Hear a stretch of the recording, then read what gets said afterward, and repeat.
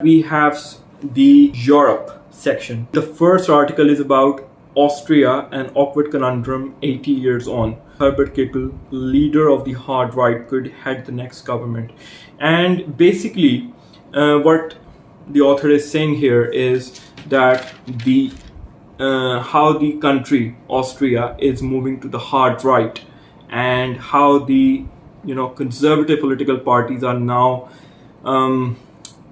surfacing up, and they are gaining more control in the political spectrum of the country and the national discourse, basically, because of issues like immigration, issues like inflation, like Russia-Ukraine war and all these kind of. And I think that in all of the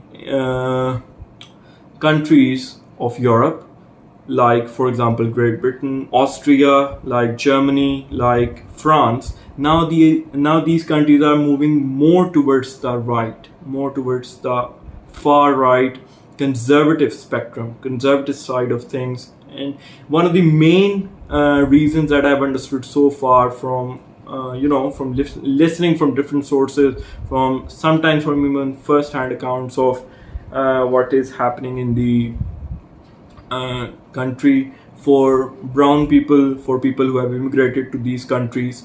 And there is a strong sentiment of the locals against the immigrants, against the people who have moved from from the third world countries like India, Pakistan, Bangladesh, Nepal, Nigeria, these kind of countries, to the first world countries or the European countries.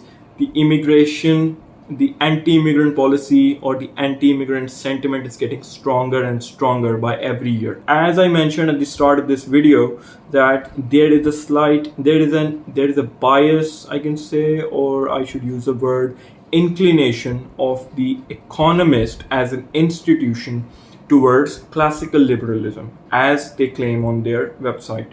Okay, and so in all of such articles in which, for example, there is a right-wing party that is being emerging on the political horizon of that particular country, now the author of this particular article is not going to be too happy about that, and is going to show his bias in one way or the other, that it is not good for that particular country, that there is a right-wing sentiment being emerging.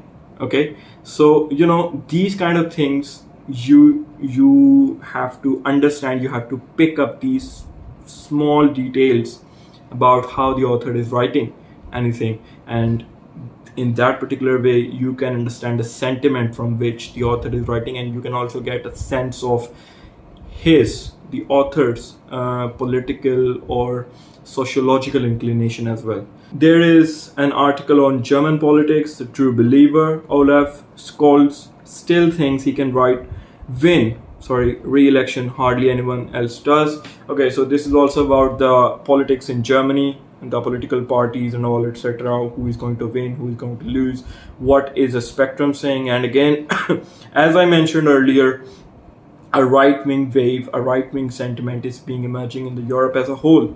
Okay, like Austria, as I discussed in the first article, and now it is in Germany.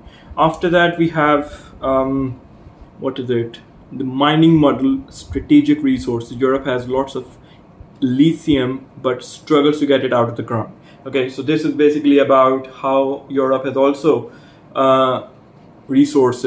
lithium resources, through using which it can also manufacture its own cars. But there are quite a few hurdles, being perks of a first world country or a first world continent, that because the climate change lobby is too strong there, and the rules regarding civilian supremacy are too strong in the European countries. So this is also a big factor due to which the Europe is finding it difficult to mine and to extract the minerals that is in it. Because when you mine and you extract minerals from a certain piece of land, there is certain level of CO2 emissions, there's certain level of environmental change that occurs for the worse. So this is being discussed here, the commercial aspects, the pros and cons. So there are a few articles that are being published here and there in different sections of these regions that like for example, let me show you one.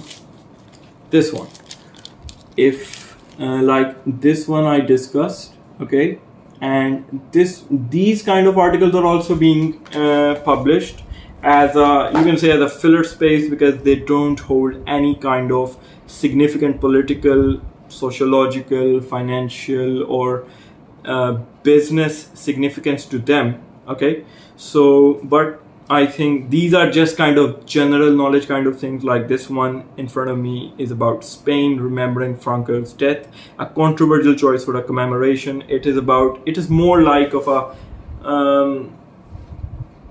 social issue, a kind of a local issue of Spain as compared to the global politics. So these kind of articles are also coming on in the way during all of these discussions. After that, we have Poland and Ukraine, bones of contention. A dispute over old war crimes strains relations between Poland and Ukraine. Okay, so this article basically discusses how there was some issue between these two countries regarding during the time period of Second World War, and like there were some skirmishes between these two countries' people, and how these are now being emerged. These issues of conflict that were not on surface for quite a few years since the Second World War now are again on the surface, and these are straining the relation between these two countries and all.